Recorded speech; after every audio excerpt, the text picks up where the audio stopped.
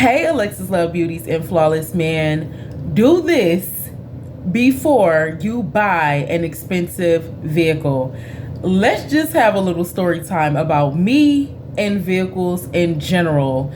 I first started driving my brother's car. God bless his heart. My brother let me use his car for like 3 years when I moved out, and that was the older Impala.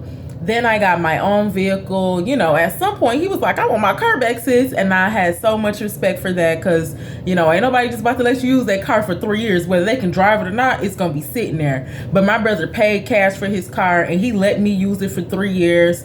I made sure I kept the car up, gave him the car back. At that point, I had to purchase my own vehicle. So getting a little stressed out during the process, doing everything by myself, I had to learn along the journey. So I went and purchased a 2016 Ford Escape, which is an EcoBoost vehicle. It was like a SUV. It also was a sports car as well. And then after that, now I have a little small car, an older car, which I love. And his name is James. Out of all of the vehicles, I love all of the vehicles, grateful for all of the vehicles, but James is the best vehicle that I've ever had, and we'll talk about James later. Do this before you purchase a vehicle. I do have some notes here, and let me just say this first. If you are blessed to receive a vehicle from a family member, a friend, whoever, you turn 18 years old or maybe 20 and someone gives you a vehicle, first of all, be grateful. Do not say, well, you got a Rolls Royce. Well, I had to get a regular Toyota. Be grateful because people do work hard. Like I said, my brother let me see his car for 3 years and he paid for it. He just wasn't able to drive it yet, but still, be grateful for what someone is giving you because don't nobody have to give you a car. A car and a house is major responsibilities, period. If you are blessed and someone blesses you and they give you a vehicle, make sure you take care of that vehicle. Do not complain about that vehicle. And like I said, and I'll say it again, just be grateful that someone literally gave you a vehicle. People don't just give people vehicles. People don't just let you use their vehicle. That is very serious. They got their name on it. It's there. So if someone gives you a vehicle, be grateful of the vehicle. Be grateful that you're not standing at the bus stop. You have to walk here and there. Nobody care about what somebody you pulling up in this, they laughing at you at school. That's the problem. People so worried about what somebody else is talking about, and the people that's talking about you don't even have no car. It don't make sense. So if someone gives you a car, be grateful. Now, when you go to buy a vehicle on your own, if you have to do that on your own, my next vehicle, I had to buy this vehicle on my own. I have family members that I tried to contact. Everybody is busy with their own lives. So when it comes to that and you're an adult, I am an adult woman, you have to do things on your own. And sometimes you have to learn the hard way. But Alexus Love is here to help you not to have to learn too much of the hard way. We all still have to go through our own life experiences, but if I can help you with something, I can help you with something. And please do this before you purchase an expensive vehicle. My 2016 Ford Escape, that vehicle came up to like $19,000. That was after tax. That was after all of these other things. That was after me having to put a little bit of money in to fix the vehicle. Let me give you a little story real quick before we even start talking about how I got up into this point. I bought the vehicle.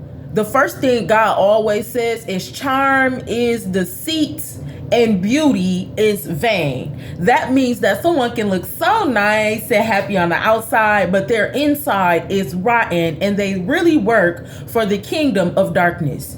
We have to not let the charm of people deceive us. When you go into a car lot, these people are trained professionals, whether they went to school or they just know how to do good training in their job, because these people have a way with words. They have a way with body language and eye contact, and we know about eye contact. People can look you dead in your eyes and still lie. That's the ultimate deception.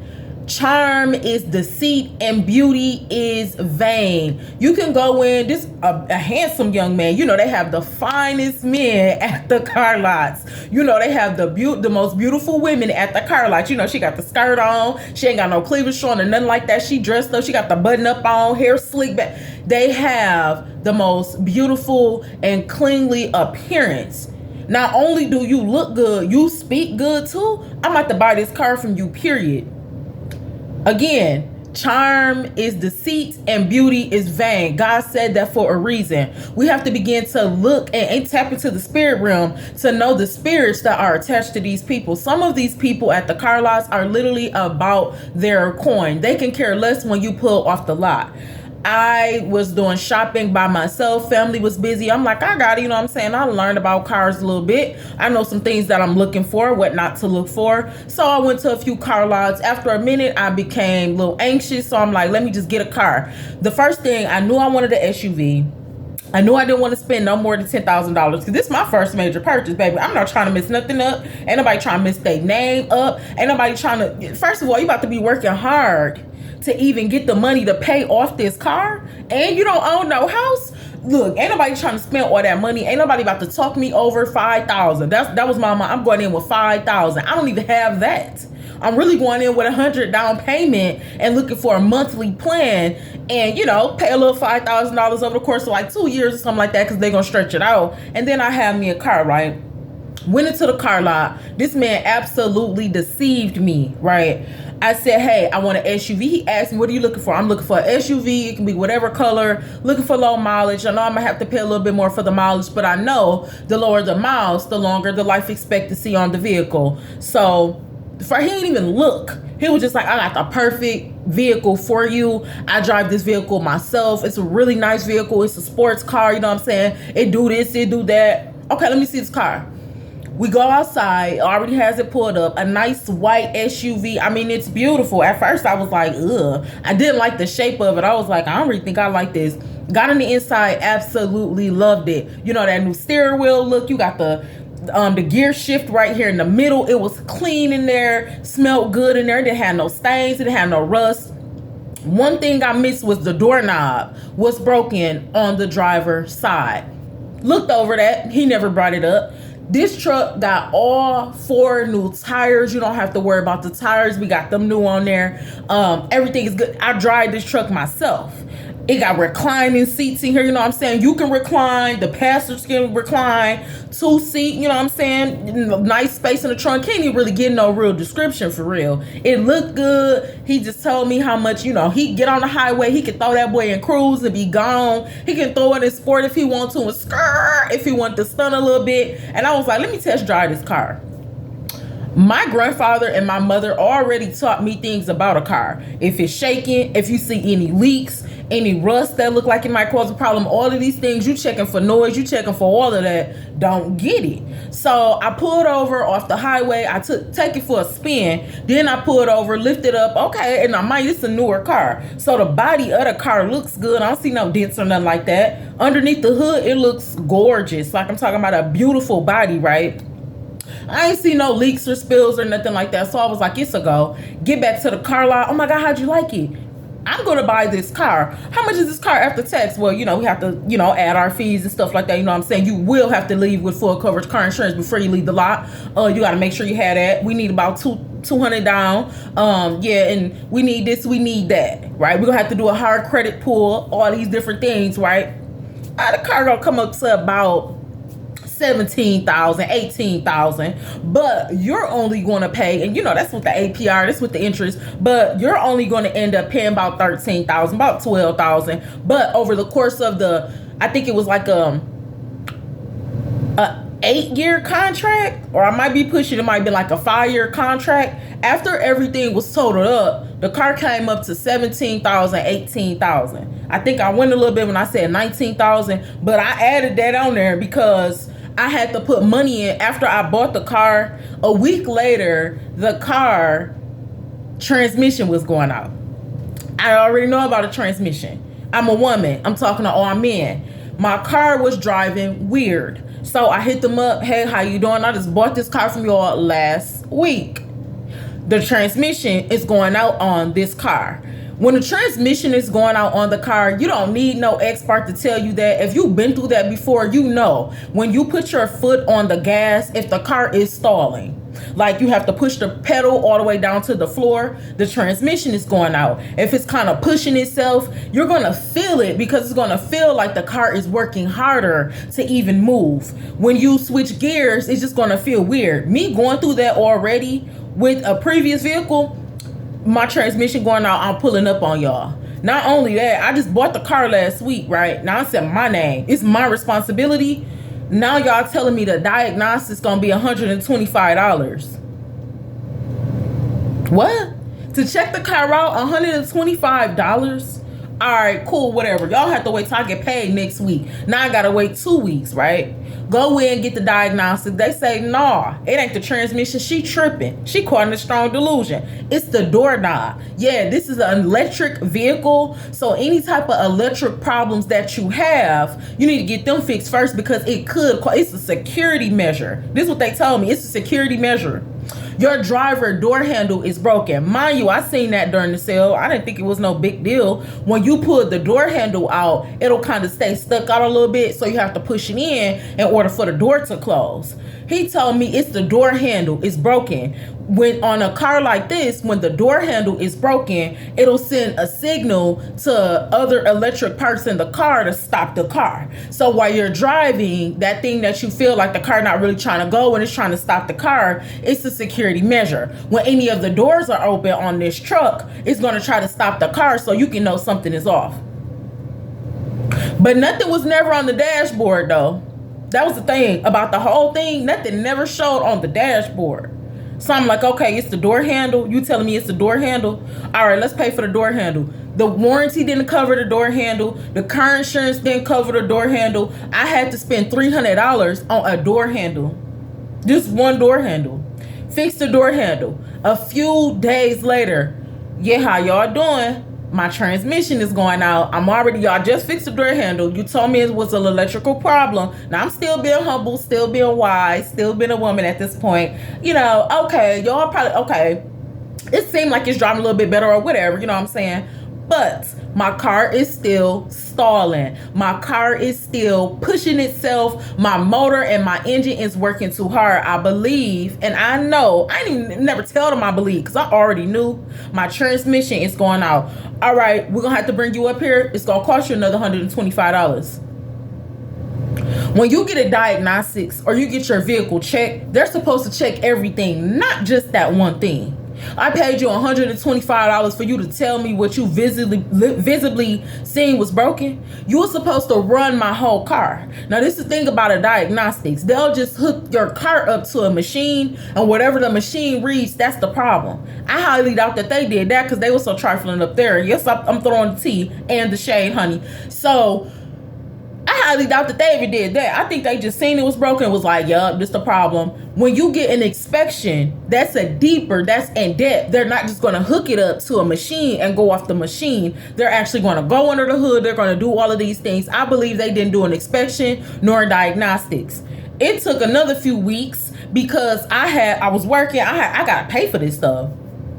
Then I still got to pay for the car lot. I got to pay for the car note, the car insurance. I got to pay for the inspection. Whatever y'all telling me is broken, that the insurance, the 2-year, the 3-year extended warranty I got don't work. None of this stuff don't work. So I think it took me like a month in to be able to afford this stuff all over again. I'm paying bills and everything. Like, honey, hold on. What? So take the car up there. Now I see these people attitudes is changing. They're not that charmful anymore. They're not that beautiful no more, because now everybody is getting an attitude. Well, you sure? You know, what kind of signs is it having? I keep telling y'all the same. Now I'm getting irritated because I feel like y'all trying to play on my wisdom because I'm a woman. I said the transmission is going out. It really took, we argued for a month. Me and these people argued for a month. They finally was like, we'll take the car in. Then they want to be trifling, right? They didn't even want to give me a rental car. The first time they had to fix my transmission, I didn't even get a rental car. I had to pay. Oh, we don't got no rental cars right now. They were so mad. It was a few men that was so embarrassed that I knew what I was talking about, and they had to fix it to where they were just like, oh, you know, we don't even got no rental cars. Now, my warranty, my extended warranty, it did pay to get the transmission fixed. Glory be to God. Because that transmission problem was about $3,000. So my warranty covered it, right? They didn't even put the transmission back in the vehicle correctly. Got the car back, everything driving good, but something's still not right. I went in the hood, got a $40 inspection in the hood. And I've been paying y'all $125 to do nothing. Went in the hood, got an inspection. The inspection says that, hey, they took me underneath the car. See, I'm that person. I'm going underneath the car. Let me see what you're talking about. Y'all took me underneath the car. No, actually, I ain't even going to hood. I took the car to the dealer that made the car. I took the car to Ford. Ford took me underneath the car. They showed me the body of the car. They said they printed it out and everything. They said your transmission has been, now mind you, these are people that made the car, not the people that sold the car. The people that sell the car, they sell everything. The people that made the car said, look at this, I'm gonna show you this paperwork, and I'm gonna take you in the back and I'm gonna show you underneath your car. This part is missing in the transmission. When you put the transmission back in this vehicle, you have to take it out a certain way. You have to put everything back in a certain way, or the vehicle is still not going to drive right. This is how intense this type of vehicle is. It has to be done properly. We're going to need you to get back in contact with that car lot so they can go ahead and get that piece. They need to put that piece on there, or the vehicle is still not going to drive right. Hello? Yup, y'all missed the spot and putting the transmission in. I'm about to bring y'all the paperwork. Well, you know, this part didn't come with the transmission. Hello, warranty? Yeah, how y'all doing? I was told from the original maker of Ford that the transmission was put in wrong, but now the dealership is telling me that y'all didn't even send them the piece. They said, man, we're not sending you no another piece. Your warranty paid. They said when we sent the package, we sent the package. We're not about to misplace nothing. We the warranty company. We the ones that got your back. We had everything in that package, so we just can't individually send you that piece. They said that's on them, period. They're gonna have to pay for that. Hello? Dealership. Y'all gonna have to pay for that. My warranty not sending out that piece because they sent. How did y'all get every other piece in the package but the piece that y'all needed? Them people refused to re-put in my transmission, or I was going to have to pay for it. They refused to just add on the extra part. They refused everything. All right. After 2 years of me wanting to throw hands with these people, I ain't going to lie, because y'all literally sit and play it on my wisdom. I talked to 4 different grown men. That's how I got a daughter. I got this. So how would you feel if somebody tried to play your daughter and she driving in unsafe conditions? See, I had to make sure it was safe for me to even still drive that vehicle with that transmission piece missing. Ford told me it is safe, but we do recommend that you have it just so everything in your body can be right. I said, okay, it's fine. I'll bypass it. A little bit after that, I think a few months later, here go the tires. Hold on. Baby told me that the tires was all new. I'm looking at the tires, I'm driving, and something was feeling weird. Come to find out, when I looked at the tire, the thread of the tire was completely stripped. I never paid attention when I bought the car. The back tires were stripped. They didn't have no threading. When your tires don't have any threading, they don't have any groove like the tire is supposed to have, there is no traction in the road. So I'm driving and it's feeling weird. I took the car up there. They told me you just need a front end alignment. That's why it feel weird. All right, a front end alignment will kind of throw off the tires. You know what I'm saying? Front end alignment. I went in the hood, got the front end alignment. Nope, actually, I couldn't even go in the hood and get stuff done on the car because it has to be dealership. You don't want nobody mess the car up, whatever. I don't even remember how much the front end alignment cost. I think like $250, maybe $300. Everything on this car was expensive. An oil change was almost $100. Period. Got the front end alignment. Something still ain't right with my tires. Then I looked at the tires, seen they were stripped. Hello? They starting to piss me off. Y'all told me all 4 tires is brand new. My tires are completely threaded out in the back. How am I driving on smooth tires? Excuse me. Well, you know, it ain't nothing we can do about the tires. The tire don't cover. I had just got all 4 new tires on the vehicle. It took me like 2 months. For a set of 4 new tires, it cost me $900. So this is where we're getting up to that $19,000. This is where we're getting up. How you get a car that only came out $13,000, estimated $17,000 over the years of the APR, the interest, you paying the car note late. That's their estimate, and you still had to drop $2,000, almost $300,000 before you even settle in the car. Now we talking about I'm a year into this relationship. I told my mom, I said, I'm taking the car back. No, don't take the car back. Just get it fixed. So I'm listening to her like, all right. because I don't got no car and I do got to make this money. So whatever, I'll go ahead and get the car fixed. In my heart, I'm like, bro, I'm cashing out on this car. Like, I feel bound to this car. This car is a sin. This car is a sin. This car is keeping me in bondage. This car been having me frustrated. I've been ready to fight behind this car. It shouldn't have to be like this. I'm ready to... All right, after that, I believe it was something with the... All right, so I got the tires fixed. Then, what went out? It was something else. The windshield wipers. Had to get the windshield wipers fixed. They got to scratching up the screen. They was like, oh, we gonna just, we can buff that out a little bit. I think the windshield wipers like $30. Then I met a nice young man, and he was telling me, with this kind of vehicle, I think you should use not 87. I think it's like 92 or 96. He was like, because he had a sports car, and he was like, with the sports car, you have to use the right gas, because he was like, you can read your manual. He was like, you have to use the right gas because you will mess up your motor if you're not using the right gas for that type of car. We read through the manual, and it actually said that I needed to use what I think is 92 or 97. Not only that, now I'm paying like almost $60, $70 in gas because I can't use 86 no more. I'm taking the wisdom from this young man. He know what he's talking about. He got a sports car, and he ain't just telling me nothing so I can cash out. You know what I'm saying? He was helping me even pay for gas sometimes. So it was nothing like that, but come to find out, it was really in the manual. So I'm like, okay, I do want to take care of my vehicle so I can have it. This is something that I'm buying that I can have, and later on in life I can get it to one of my sons. You know what I'm saying? Now this gas, this expensive gas, is leaving the vehicle quite faster. Me and this man, we racing each other on a highway in the sports car. He got a sports car, I got a sports car. We racing each other, baby. I'm cashing out. I ain't worried about it. I get paid every week. Gas, $100. Just the ultimate, that's what you call a strong delusion, because all of that money is going out towards one thing. And long story short, at the end of everything, the car was still not fixed. I got a few more runs out of that vehicle, and something was still not right. I told him, I'm giving y'all the car back. I figure the job out. I figure the transportation out. I'm giving y'all the car back. They didn't even want to buy the car. I sold the car to their partner in a whole nother district, in a whole nother city. I said, you know what? Y'all so trifling. I don't even want to sell you the car back.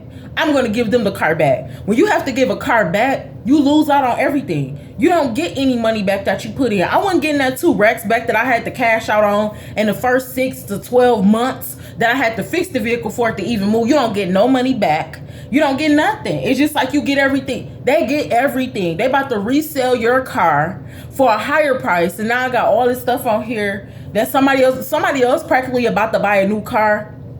Sold the car. The motor was going out of the car. I think it was the motor and the engine. Actually, the head gasket. Come on, Jesus. I forgot. It was the head gasket. When the head gasket is going out on the car, it's over for. You can fix a motor, a transmission, an engine. Baby, I fix anything on the car. But a head gasket, that's the last thing you ever want to fix. I found that out probably almost a year later. That's what it was. The car was driving weird after I done put all this money in. I had a little bit of fun with that car. Out of a 2-year relationship, I only had fun when me and a guy was racing each other. That was it. I think the car got up to like 200 on the RPM, or that part, like the, how fast the car go. I think it went up to like 200 and we was gone. Thank you, Jesus, I'm still here. So after all of that, I only had fun the few times we was racing each other. Other than that, it was a stressful relationship because I had to pay for all of this stuff, and the car still don't work. Sold the car, and I told them, they tried to buy the car for even less.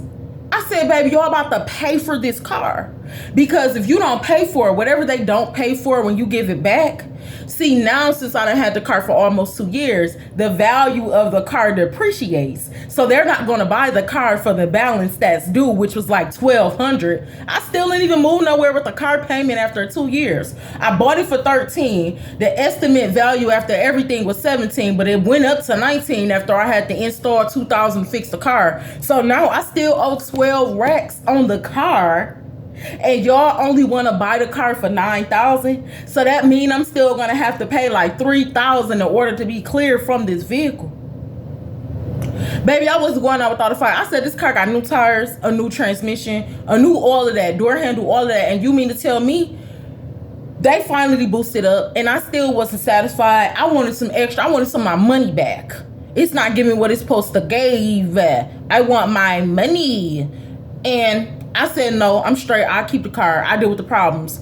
I got on the phone with my bank, and he was like, boo, you said what? I said, I denied the offer. It ain't about no money. Y'all wrote we can write the check right now. And I just wanted to say this for wisdom. Everything is not about no money. It's about the value. My feelings was hurt behind it. It was about the respect. It wasn't about the money. I didn't care about that money.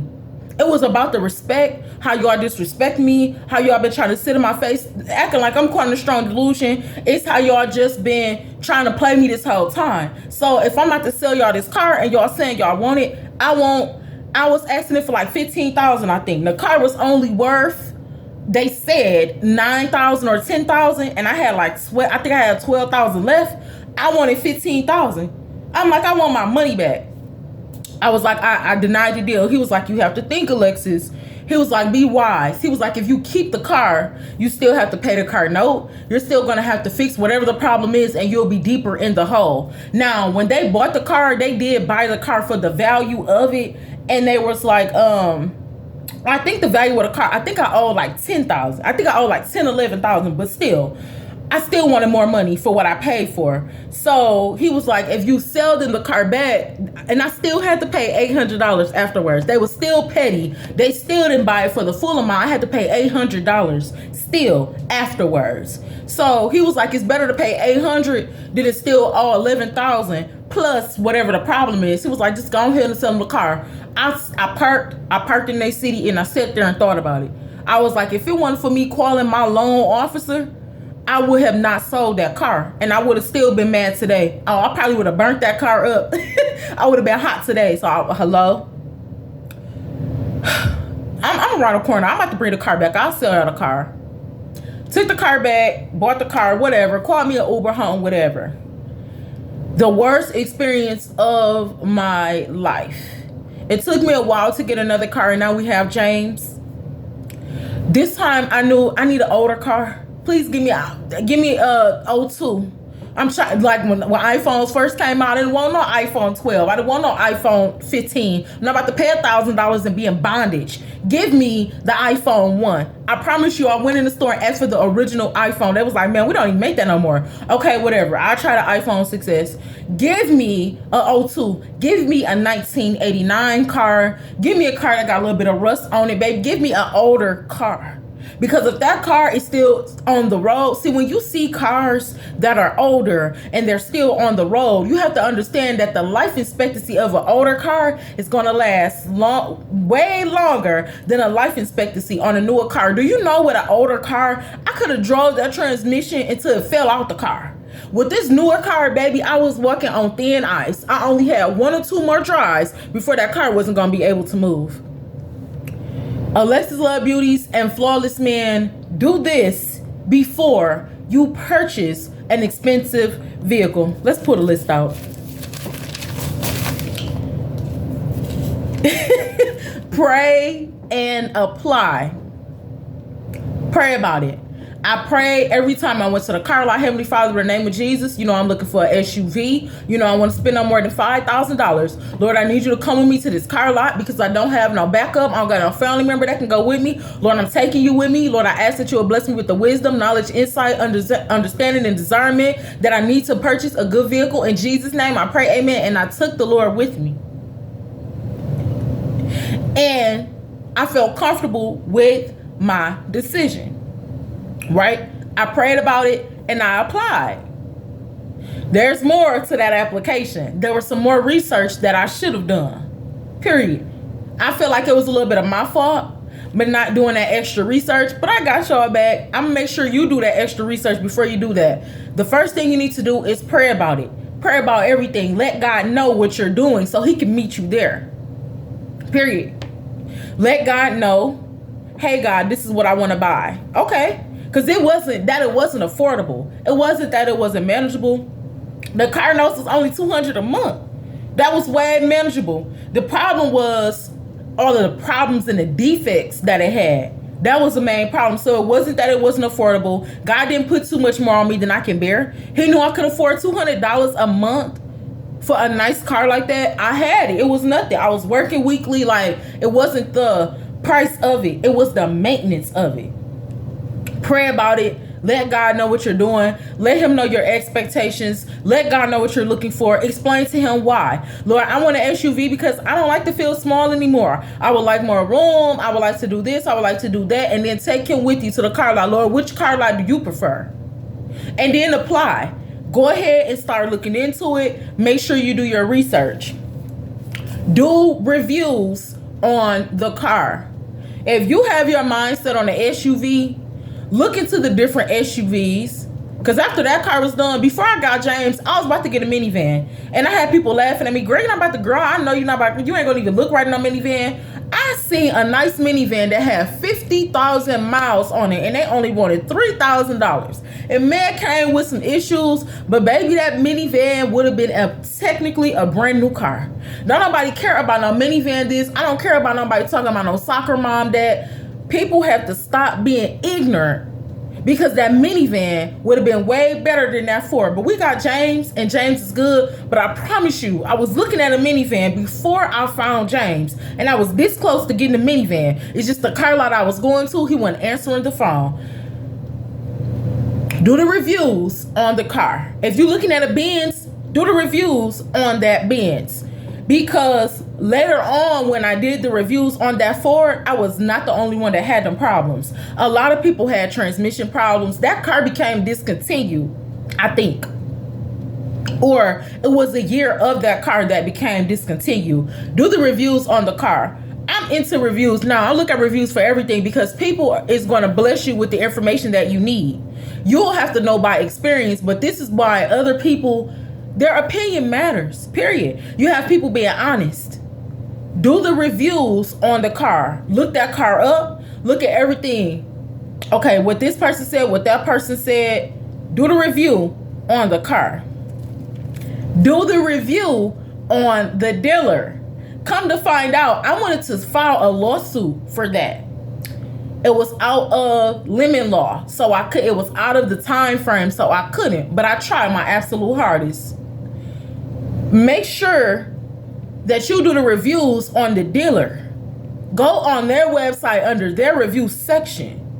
Now, when you do the reviews on a car, you're actually going to go to whoever make that car, do the reviews like that, do Google reviews. But when you do the reviews on the dealer, go to their website, type their name in Google, look at them in Yellow Pages and everywhere else and see what people say. There was a lot of people that wanted to sue that car lot. That's a red flag. Please do the review on the dealer. That way, when you go in a car dealer, you know, I ain't looking for Chris. Oh, no. Chris ain't got no good reviews. Is Bobby working here today? Okay, you know, I'll come back next week. Do the reviews on the dealer. How long have y'all been in business? Which may or may not matter. Y'all been in business for 60 years and still trifling. So I guess it don't really matter. But I still want to know how long your legacy has been here. Because one day somebody gonna get y'all. Somebody gonna sue y'all and they're gonna win everything. Because y'all been doing this for you've been in business for 80 years. And you still been getting off on people. You're gonna have your day. It wasn't my day to get paid like that. So that is fine. But how long have you been in business trying to rip people off? Because that's not good business. Have they had lawsuits? Check to see if they had successful or unsuccessful lawsuits. Again, you'll find that in the reviews. Have somebody tried to sue them? Did somebody feel like they needed to sue them? Somebody getting a lawsuit filed against them is not ever good. That means it was to the point of you couldn't help the situation, the manager couldn't help the situation, the maintenance man couldn't help the situation, the warranty couldn't help the situation, you stressed out, defamation of character. Man, I looked at so many words and I had it written down. Let me see. Defamation of character, emotional distress. Baby, we are in a relationship. Every relationship is not intimate. When we hear the word intimate or we hear the word relationship, we think boyfriend, girlfriend. That means we got to be kissing. Everything is a relationship. I was in a relationship with that dealer. You want to know why? Because they affected my spirit. They affected my finances. They affected my mental stability. They affected my emotions. So now when you're trying to file a lawsuit with somebody or against somebody, I'm trying to file this lawsuit because this relationship has been toxic. You get married, you try to file divorce. That's because something is not right. I'm trying to divorce this relationship that I have with y'all. If they have any signs of a successful or unsuccessful lawsuit, or somebody thought about it, or you see that in the reviews, I'm good. I don't want to do no business with nobody that tried to get sued, wanted to get sued, whether they won or lost, because something ain't good in your business relationship. Slow down while you're shopping. I felt a little pressure because I had to give my brother his car back. He got his license, so that's fine. I was shopping for like a week, but I felt like, and there was some car dealerships that I wanted to go to first, but I didn't have the resources to get there, or maybe I had to work or do something to where I couldn't check out that car lot. Maybe they wasn't open. So I did do a little fast thinking. And when he showed me this car, I mean, it was like heaven on earth. It was exactly what I was looking for, and all of these different things. But slow down while you're shopping. Make sure that when you go into this, you need like a month. I'm going to say estimate a month. That's not a reach. That's not nothing. You need a month to think this over. Write the vision and make it plain. Before you buy an expensive car, think this a month in advance of what you want, what you're looking for, what you're willing to tolerate. Don't go out there and just because you feel pressured to get a car. I know we need cars. I know, you getting older. Your parents probably said you need a car so you can get out. You need a job, whatever. You got to get my car back.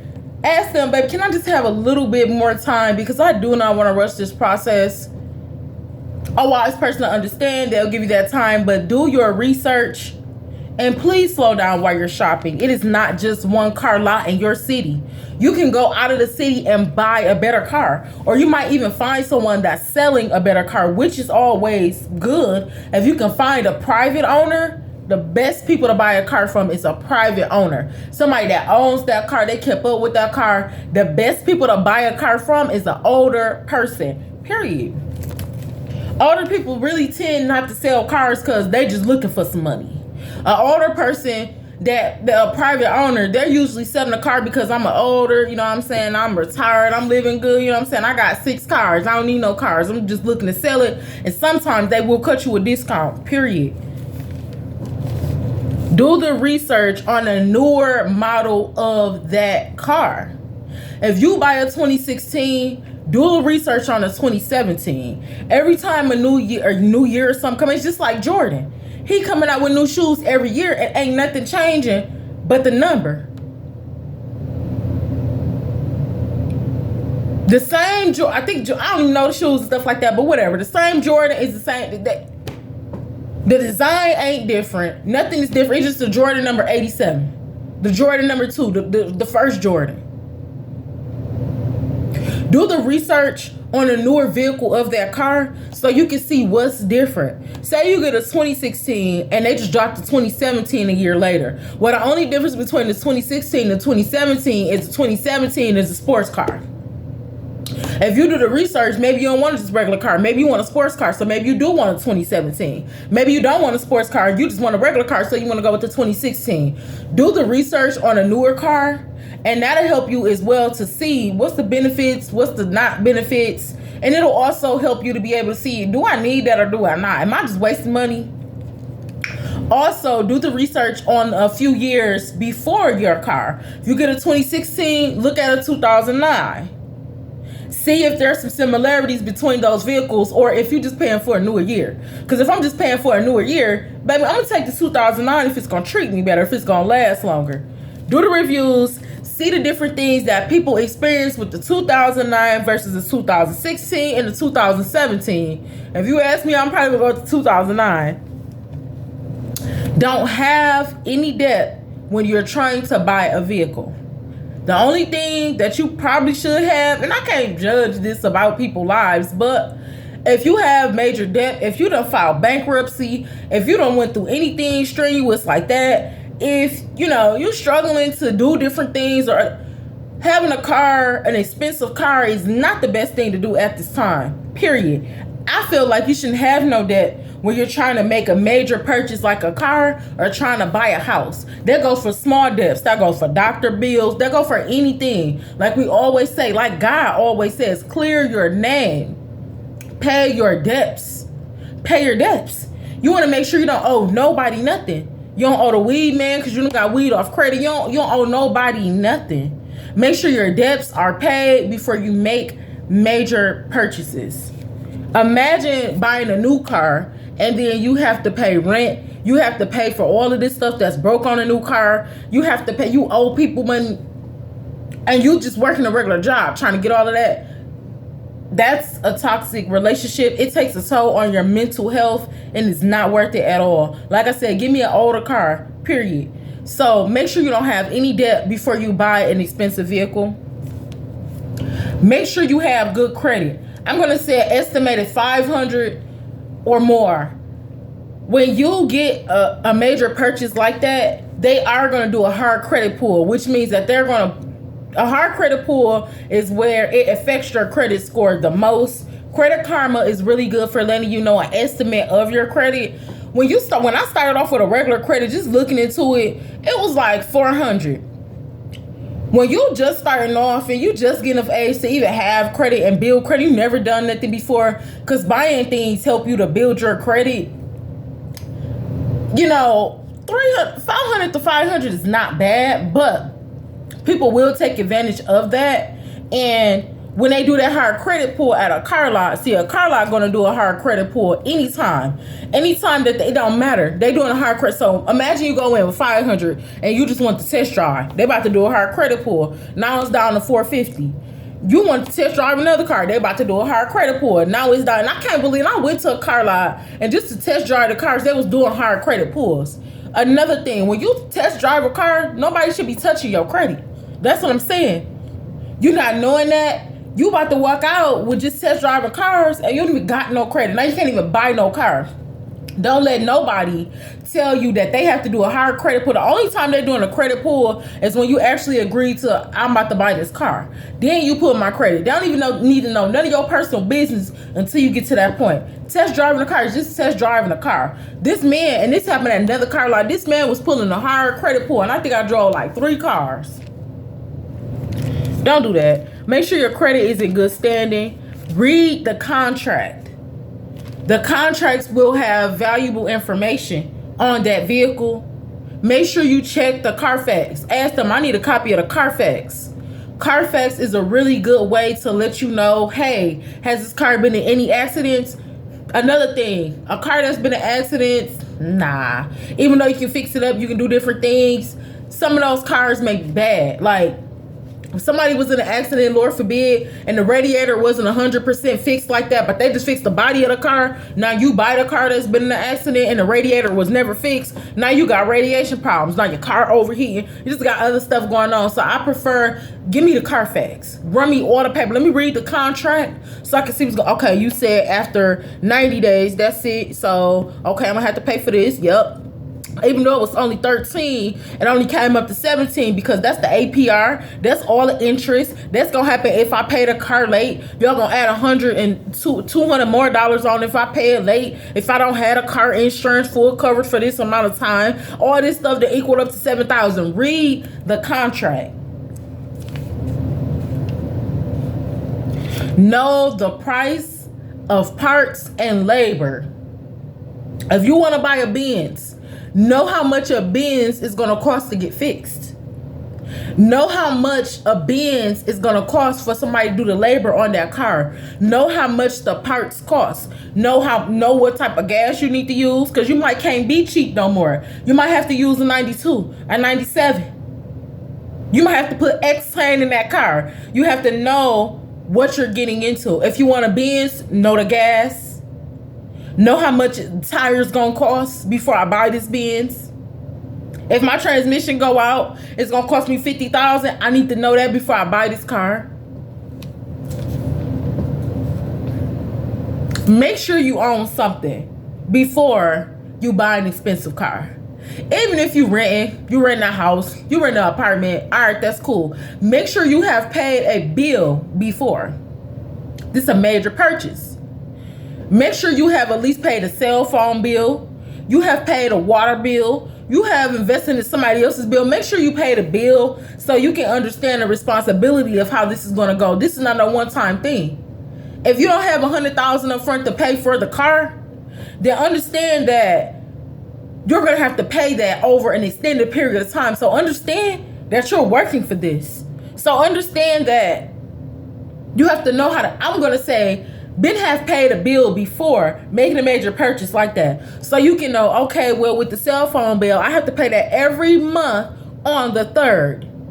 And after 3 days of it being late, my phone is going to be cut off. Understand that with a car. I have to pay my car note every 22nd of the month. Or if not, they're going to add another $200, which also goes up. If I don't pay my insurance, they're going to add.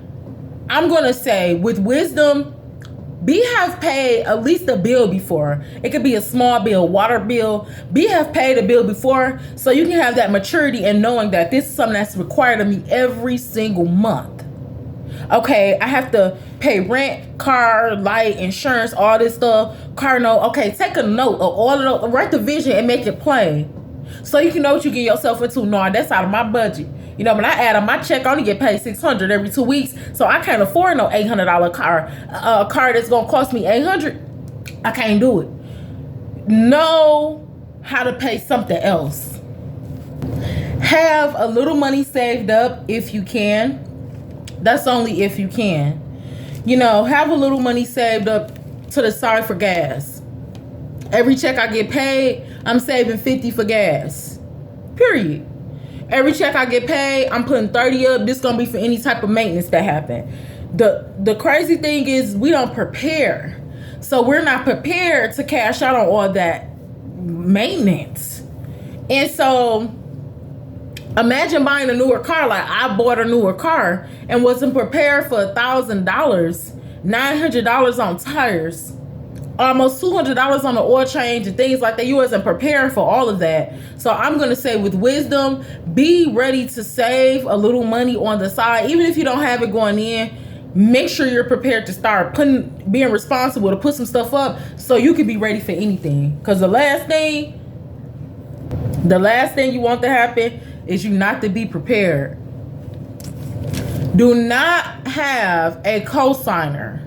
I can understand sometimes we're young. The reason of a cosigner is because you're not making enough money. So you want a $50,000 car, but you're not bringing in enough money. You don't even got no credit, none of that stuff. Now you're going to need somebody else that has credit, that make a little bit more money than you. They're going to have to sign on your behalf to say that this person is going to pay their bills. When you don't pay your bill, it falls on your cosigner. So somebody else is in place of you. If I don't pay my car note, they about to be called. You know, she ain't paid her car note. Now she about to, you ain't paid your car note. Well, what have you been paying? It's just too much. It have too many different people in your business. Well, you talking about why I ain't pay my car note? You know, I lost my job. A co-signer is somebody else being responsible for you. Alexus Loves Beauties and Flawless Man. If we can fight that, please fight that. Don't have nobody else over your things, period. You can get mad at me one day and be like, oh, I'm going to take your car. Or I'm going to take your house. Because you co-sign on it, that means you are responsible for it. A co-signer basically has more rights than you do, in a sense. If it wasn't for them, you wouldn't even got this. So if they want to be grimy, they can take it from you if they wanted to, in a sense. And if they have more power over you, then they probably can take it from you. While you still paying for everything, it's crazy. If you can fight it, do not have a co-signer. Just wait until if you got to work 2, 3, 4 jobs to get this car, to buy this house, whatever. Do what you have to do to be responsible on your own behalf. Make sure your credit is good. That's why I said make sure you have no debt. Make sure you start off paying. This is why I said make sure you have smaller things that you already invested in so you can work your way up. You already paid a phone bill and you got the iPhone 32. So now with the iPhone 32, they said they're going to build your credit. Fingerhut is another good shopping store to help you build your credit, an online shopping store. You ain't got to get all this stuff. Just do $100 a month. A secure credit card from the bank. People do too much because they want to get a credit card for $10,000. Get a credit card for $100 a month. Spend $25 a month off that credit card, not the whole 100. You got to be careful with credit. Spend 25 out of the 100. Put it back. Just spend $25 out of the 100 every month, and make sure the balance is at 100 before that month is over. Now you got 800 credit score. Now you your own cosigner. If you can help it, do not have a cosigner. Start paying your own bills, maybe a phone bill, maybe opening a Fingerhut account. Fingerhut been around since as long as our ancestors been alive. Fingerhut is one of the #1 easiest places to build your credit. Like I said, don't do too much going shopping crazy. Just make sure that you're being responsible. You're paying everything on time. That way you can buy your own car. I don't need no cosigner for that.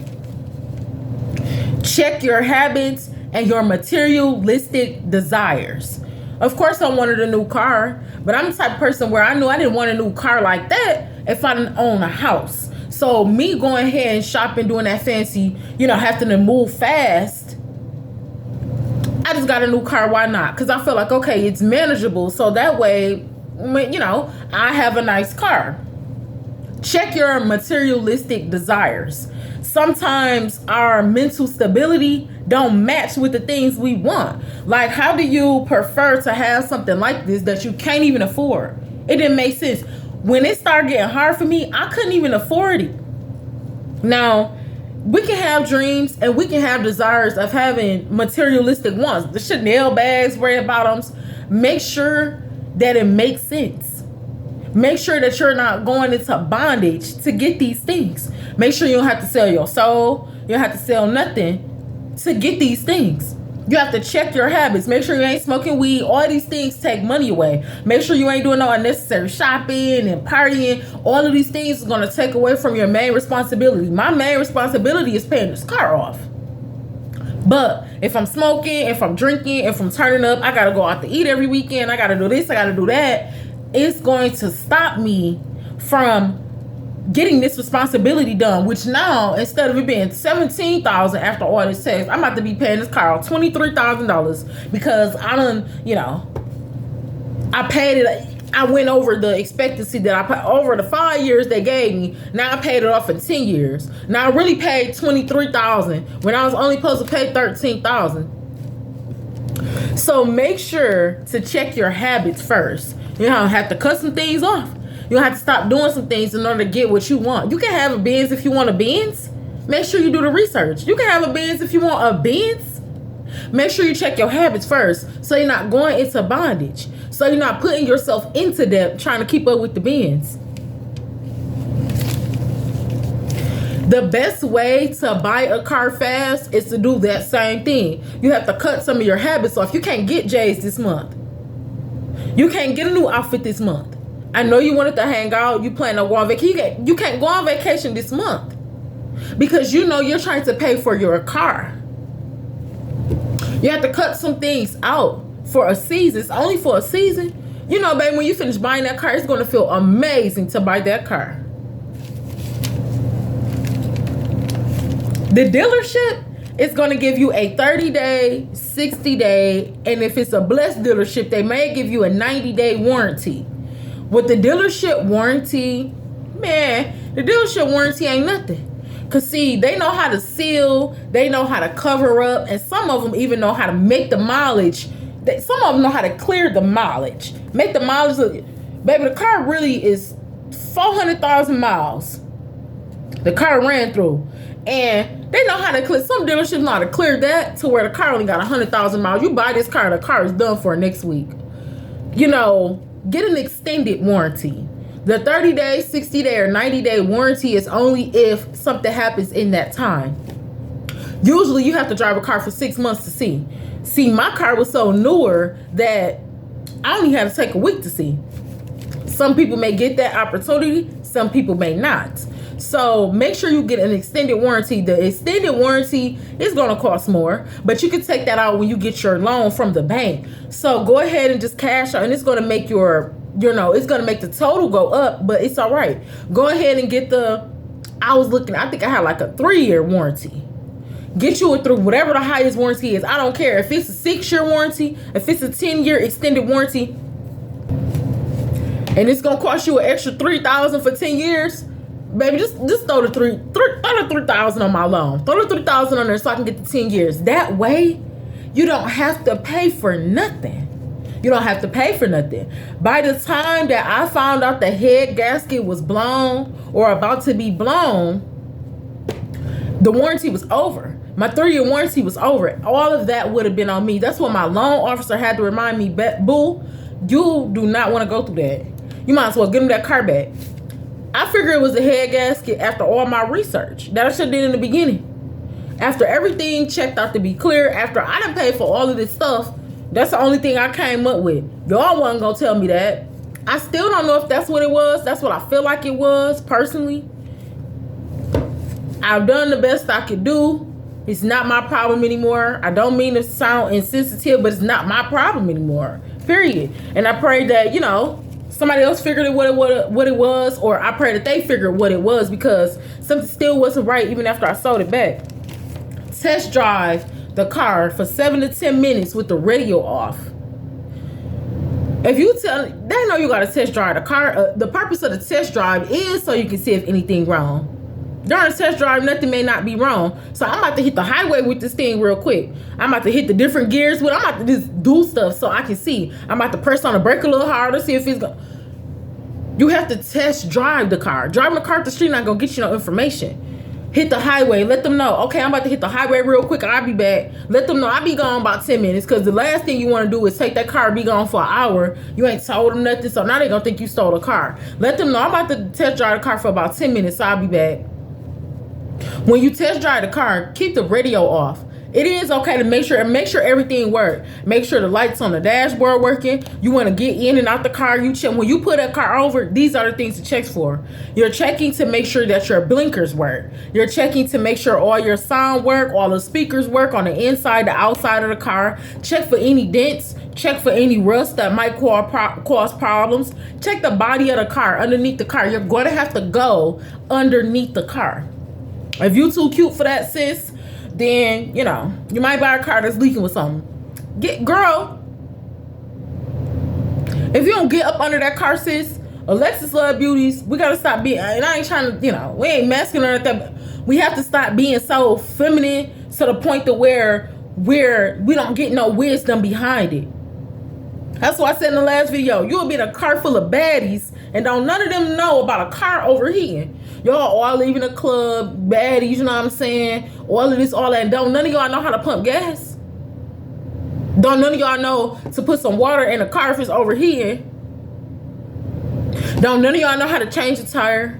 Don't none of y'all even know how to call AAA because everybody too cute. My nails too done. I ain't about to do that. Hold on, girl. Let me call this boy and see. That boy ain't about to do nothing.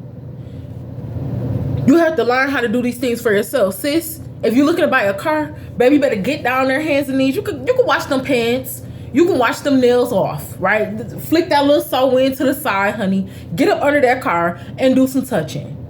Period. Get under the car. Touch around the car. That way, because sometimes it be things going on that you can't see right now. Mind you, you just test driving the car. Go under the car, rub your hand underneath the body of the car. If I see some oil, there might be some type of leak somewhere. Don't nothing supposed to be under the car. How I'm buying a car in the middle of the summer and it's oil coming from the bottom?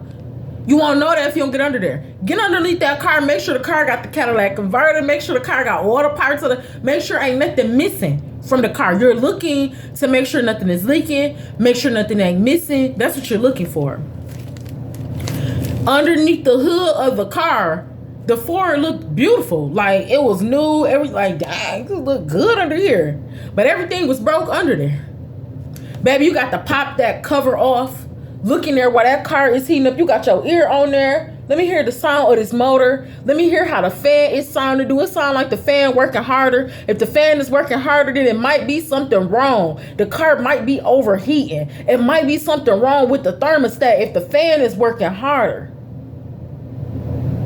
Do it sound like something wrong with the battery? Is the battery life good on the car? Let me listen to this car underneath the hood.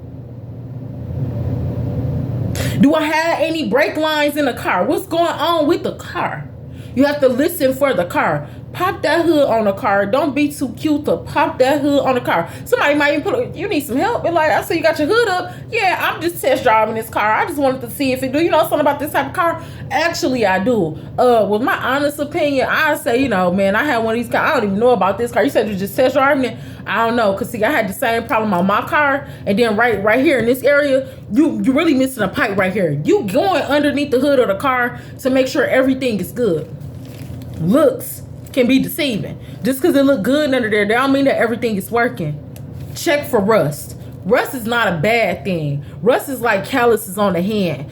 Calluses on your body, it actually creates itself due to your body going through so much friction and doing so many things. So the calluses pop up because they're trying to protect your hands from becoming sensitive. But after so long of having calluses on your hands will begin to hurt. The calluses will become thicker, and now you just got all these thicker layers of skin on your hand that's causing you more harm than good. Just like I learned that when you're in a tub for a long time and you're in water for a long time, you know how our skin get wrinkled? Your body does things just like a car will do things to protect you.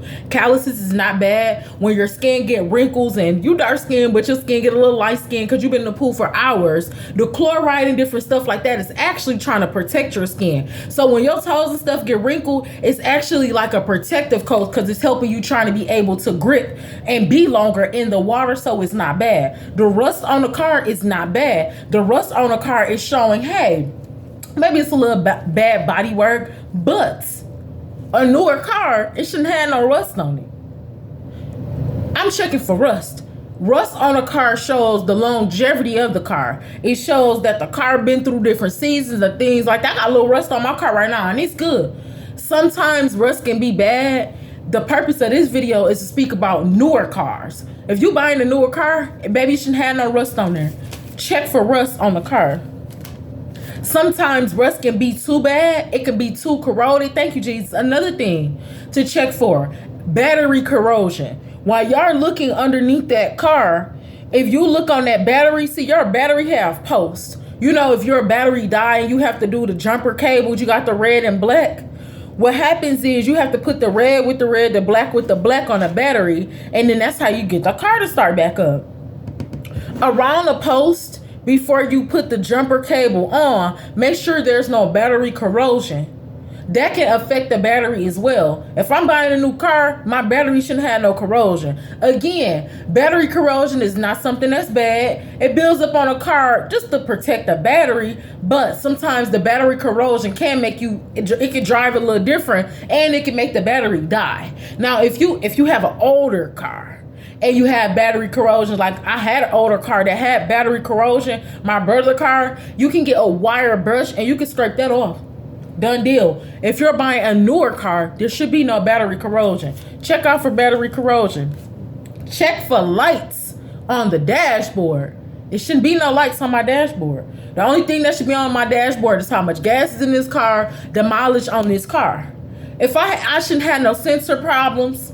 I shouldn't be seeing something that say check the tire, check the motor, low gas. First of all, this car should have gas in it when I buy it. Check for any dashboard lights. Nothing should be broken. When you're doing a test drive, those are some things you're looking for. When you put that car in park, make sure the car in park before you do this.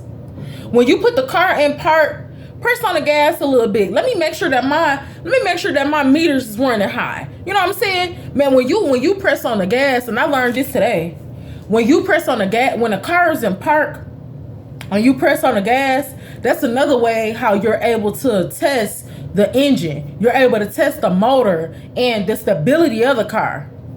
When it that's how you know, okay, you gotta hit me in this one. That's how you know the engine is good. Put the car in park and press on the gas and hear that, like, okay, is this stalling to drive a little bit? Is this stalling to, or not drive? Is this stalling to, get a little higher or what? We want to make sure the car is good. Now, I only recommend you do that if you really listening to this video. If you're really listening to this video, only do that with the car in park. Put the car in park and press on the gas just a little bit. You just want to hear if that motor and that engine is running good, and that's it. You ain't got to do too much, just a little bit. Do that only if you listening for real, which you should be, but make sure you listening for real. Don't try and do that while you driving and you pressing all hard on the. I didn't tell you that. I didn't. You run this back 1,000. You never hear that. Put the car in park. Press on the gas just a little bit so you can hear the different levels of the engine, the different gears. That's what you're listening for. You checking for any noise. Just put the car in park. Turn the radio off and just sit there. Do it sound like a ticking noise coming from the radio? Do it sound like a slapping noise? Does it sound like aluminum foil? You're checking for any type of noise that sounds unusual. That's why I said turn the radio off. Okay, when you sample the radio, you turn the heat up, you see everything working, turn that radio off while we doing this test drive. You're looking for broken accessories. Is anything broke? Is my doorknob broke? The little light switch up at the top, do that work? Do the passenger door open, or do I need to put a little grease on the knob because when I open the passenger door, it squeak a little bit? We checking for any type of noise, any type of broken accessories, period. Do all of my tires got all the hub caps on there? We good? If you buy an electrical vehicle, you're checking for a push to start, all of that. You're checking for electrical problems.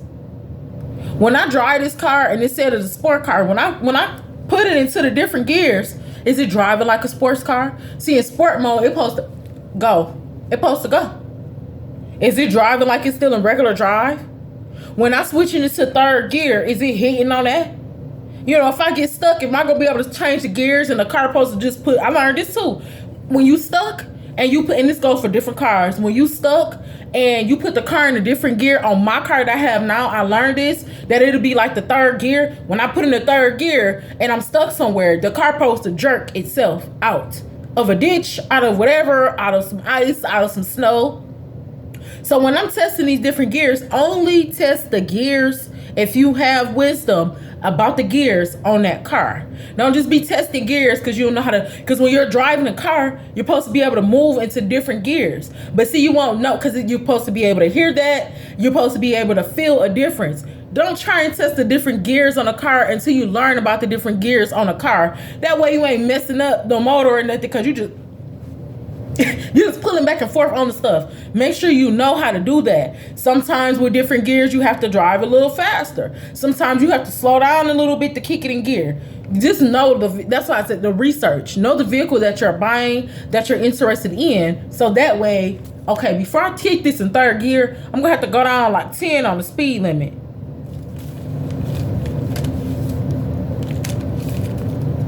Know how to fix something. I paid a man $60 to put in the light bulb, not the headlights, not the lamp part that covers the light. I paid a man $60 to put the light into my car. My light went out on the driver's side.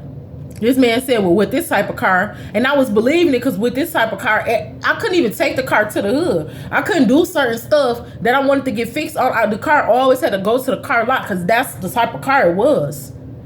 I finally got somebody in the hood. He was like, man, I don't even work on these type of cars. Well, I did a little bit of work on these cars, so I'm going to have to charge you $60 for the light.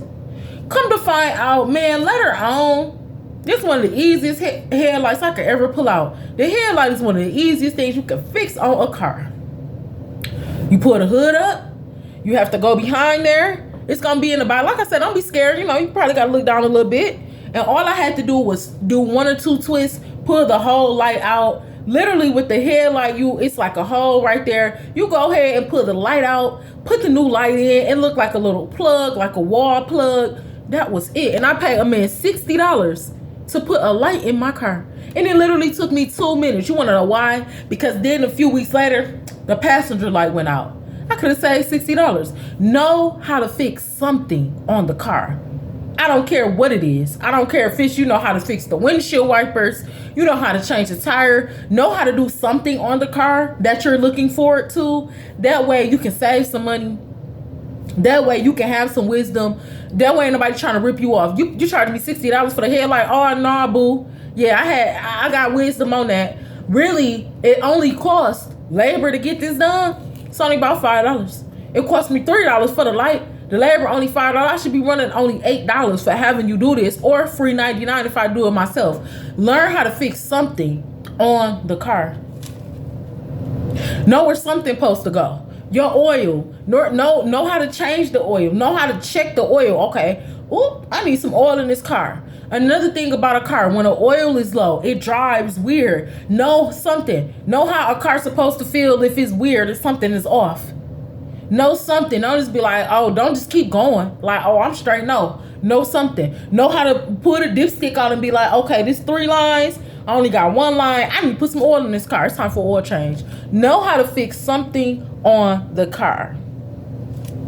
That man charged me $60 for the headlight. Ooh, I was hot when I found that out. There's this song by #1 country star. His name is Luke Combs. The song is called Forever After All. He speaks about materialistic things versus love. The first thing he says is, a good truck got maybe 300,000. You only get so much until it's gone. His reference in this song was, love lasts forever after all. A good truck is only going to have 300,000 miles until it's done. When you buy a car, you're paying for mileage. If you want a car that got 50,000 miles, baby, you about to come out of $200,000.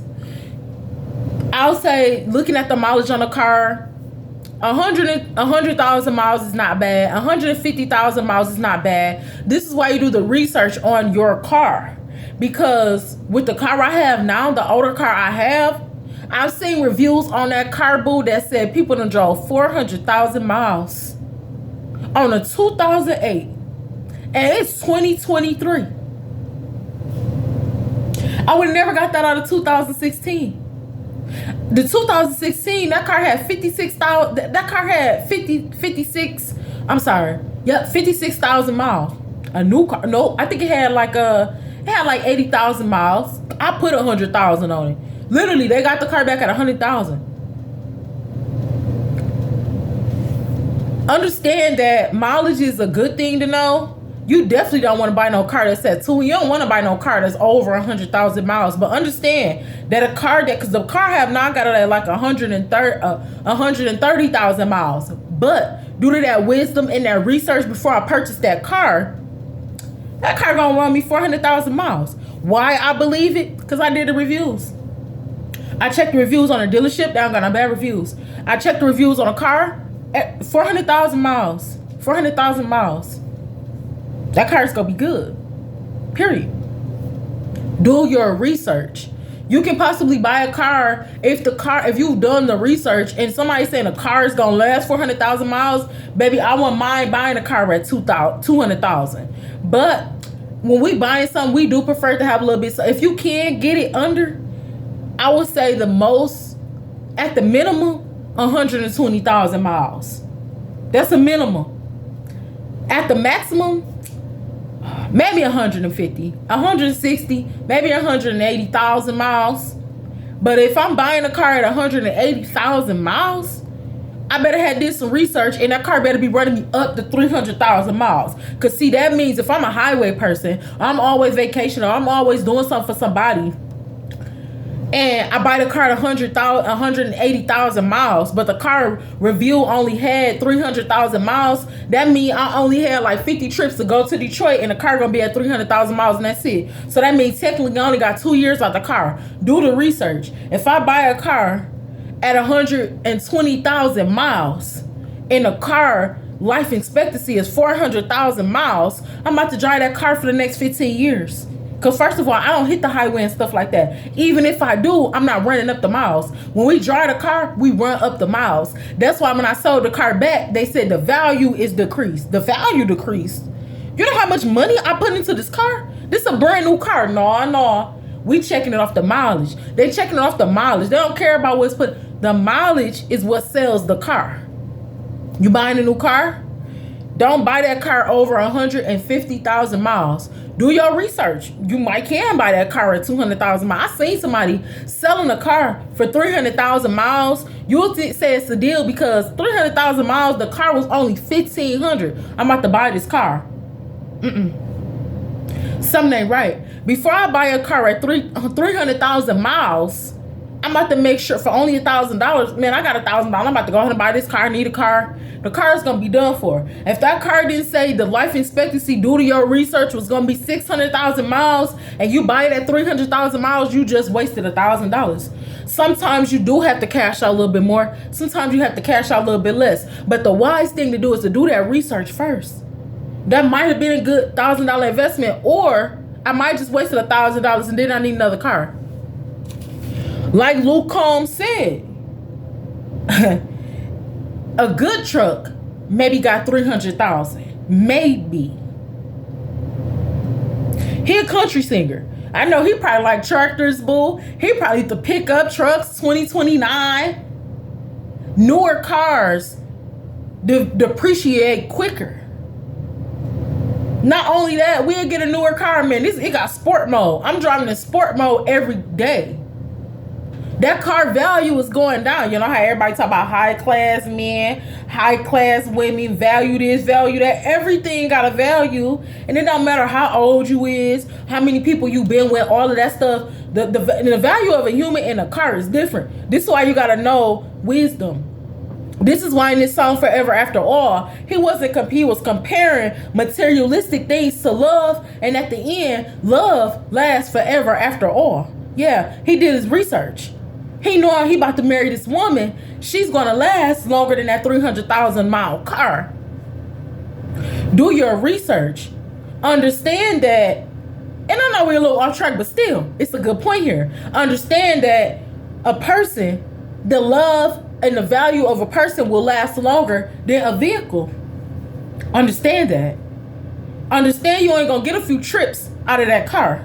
People going around the world, they doing good, people wrong all the time. Understand that love lasts forever after all. Love yourself enough to do that research before you buy that car. I don't care what the rush is. Tell God, Lord, I'm rushed, I'm pressured. You know, I got to get to work every day. I'm paying gas when I could really be paying this for a car. Write the vision and make it plain. Pray and apply. Not just apply to get the car. Do the work behind that. Okay, I got to do my research. How much money do I want to spend? How much money do I make every 2 weeks? Do I got a side hustle? Do I need another job? Do I have kids? Am I in a relationship? And we going to have to stop going on dates because, baby, we just bought this house. Do the research. Do the research. Alexus Loves Beauties and Flawless Men. Before you buy an expensive car, pray and apply. Lock in and focus. Do the research. Know how to fix something on a car. Know how to look something up on a car. Ladies, don't be too cute. Get underneath that car. Be intimate with that car. Another thing, rebuke the spirits before. Oh, yes, in the name of Jesus. Rebuke the spirits that's been in that car before you. Yeah. Pray over that car when you buy that car. You don't know who had that car before you. You don't know the different things that was done. You might be buying a stolen car. You see what I'm saying? This is why it's so important to pray. We living in a time to where people doing some trifling stuff. Pray over that car. Take Jesus with you to that car lot. That way you ain't buying no car that somebody just put a license plate on. Really, the car is stolen. You had the money, so you just paid the $200,000 for the car. Come to find out, the car got a tracker on it, and it tracks to your house. And this car belonged to somebody else, but somebody stole the car. And I'm just throwing this out there for wisdom. Say somebody stole the car, took the license plate off, sold it to the dealership. After they did some foul stuff in the car, they sold it to the dealership. The dealership just made it look pretty, you know what I'm saying? Sealed some stuff up so you can drive it. You done cashed out $200,000. You bought it in cash. You don't need nothing else from them. Come to find out, somebody been tracking that car. They tracked the car to your house. It just got a new license plate on it, but this is a stolen car. Lord forbid that happening. In the time we in, this is why we have wisdom. This is why we have wisdom. If you can help it, don't get no cosigner. Go about it for as long as you can to do everything in your own name. Period. God says it in his prayer. He says, ask for forgiveness of your debts and your debtor. Do you know sometimes it was hard to even pay the car note because the bank people wanted to argue me? Well, you late. So if you don't got the whole $300 that we asked for, then we only want the $200. I'm arguing with people to pay the bill because it's late. Lord, forgive us our debts as we forgive our debtors. God don't want us in debt. We in bondage due to some cars. Alexus Loves Beauties and Flawless Man, don't be in bondage about no car. It ain't just no car. It's about everything. Don't be in bondage about no relationship, no job, no nothing. Don't be afraid of nothing. Sometimes you have to lose something. When I see that car on the road, I pray for the people that have that car, that they can afford that car. Period. Not trying to be jealous. I think a few times when I first, had to sell it back, it was that little jealousy. I wish I could have had that car, because I see a lot of females driving that car. After so long, I was like, Heavenly Father, in the name of Jesus, Lord, bless her. I pray that she is financially stable to afford that car. Ain't no reason for me to be jealous. I pray she can afford that car. Not trying to be jealous, not trying to be funny. Like I said, at first I was just like, ugh. Ain't no ugh. Sis, I pray you can afford that car. Period. I pray that you have some wisdom behind that car. That nobody not trying to play you behind that car. That's another thing. We got to keep fighting these demons, because ain't no reason to be jealous of nobody about no car, about no nothing, about no nothing. Don't make nobody make you feel bad because you in the 08 and they in a 2032. Let them have their 2032. I know the 08. Man, we got 400,000 miles. I can drive a car from here to Ann Arbor, to Texas, to Florida. Baby, I can drive a car to Hawaii. I done seen people said that about this car. They done drove that car and only had to get an oil change. I seen somebody in the review said they had the same original transmission. That's another thing. Look for the original parts. I asked them, do it got the original transmission? I don't know. Sometimes people will take the original parts out the car, especially if they know that it's good and it's a value, and they'll resell it. Make sure, do I got the original transmission in my car? Do I got the original brakes? Make sure everything is original on the car, because you're not about to sell me a Benz with an Audi transmission. What? Do I have the original? And this is why you question them. Don't be deceived by their charm and their beauty, because you should know the car you selling me. You should know if it has the original body parts. You're not about to sell me a Benz with an Audi trunk. Alexus Loves Beauties and Flawless Man, pray and apply. Do these things before you buy an expensive car. It sounds like a lot. It's really not a lot. It will help you in the long run. Period. Pray and apply. Lock in and focus. Alexus loves you. God bless you. If you are blessed to get a vehicle, be grateful. I don't care if you go to SVU. I don't care if you go to Western State University and people laughing at you. I don't care what school you go to. I don't care how old you are. I don't care what relationship you in. You got a high class value man or woman or whatever, and this person feel like, nah, if you ain't got a Benz, you can't hang with us. I don't want to hang with y'all then. I don't want that bondage. Don't let nobody make you feel bad because you want something older. You got wisdom. That's what David said. This is what people taught their sons. They said, have wisdom, son. Don't just get with her because she snatched, because she thick, because her waist is small. Is she wise? Just something, and this is why I press us to read and do our extended research. Because, hey, you'll get with somebody just because they look good. And on the inside, this person about to lead you straight to the pits of hell. Don't let them lead you to the pits of bondage because you want a nice car, because, oh my God, this is what the team got. I don't care what the team got. I want to make sure I can get to point A and A again. This car about to run me to point A and A again. The Ford was only running me to point A, a quarter of point B. Oh snap, we got to go back to point A. This car about to run me to point A and point A again for like another 10 years. And I'm keeping it. Period. Alexus Loves Beauties and Flawless Man, do not be discouraged. Go in with wisdom. Make sure you do the things and you learn the things that you need to. And if you have it, buy it. But if you do have it, before you just cash out, again, you got $100,000, you got $200,000 to just buy this Benz. God bless you. Congratulations in advance. But make sure you still do the research. Make sure that you test drive that car. You do the things that's another thing before I let y'all go. Get a diagnostics on that car. Oh no, don't just buy a new car from the lot and think it's new. Go and get you an inspection.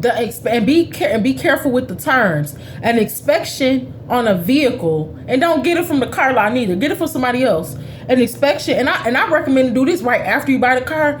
Have that money saved up for next week. If it costs me $125, cool. Or if I can go in the hood and get it for $40, even better. An inspection, they're gonna go and literally they're gonna look under the car, do these different things. You still gotta do that so you can know to buy it. But get an inspection, which is an in-depth investigation, and they're gonna write you up some paperwork. Oh, I got tons of them. They're gonna write, yep, this is wrong, that's wrong, so you can know. So you got that warranty for a reason. If I go get an inspection next week and the transmission going out in this car, I'm about to sell y'all that car back. Yeah, I still got time because it's still within the time frame. I want another car. I want to exchange this car. But if I don't get no inspection and I done kept the car for 3 years, they not about to get that car back and they not about to pay for it. Get an inspection and get a diagnostics.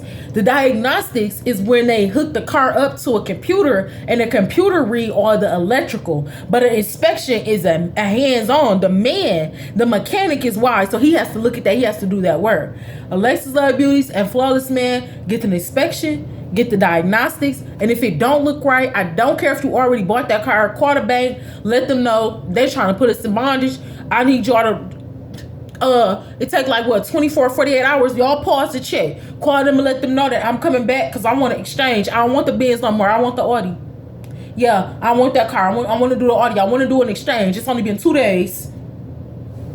Alexus loves you. Wow.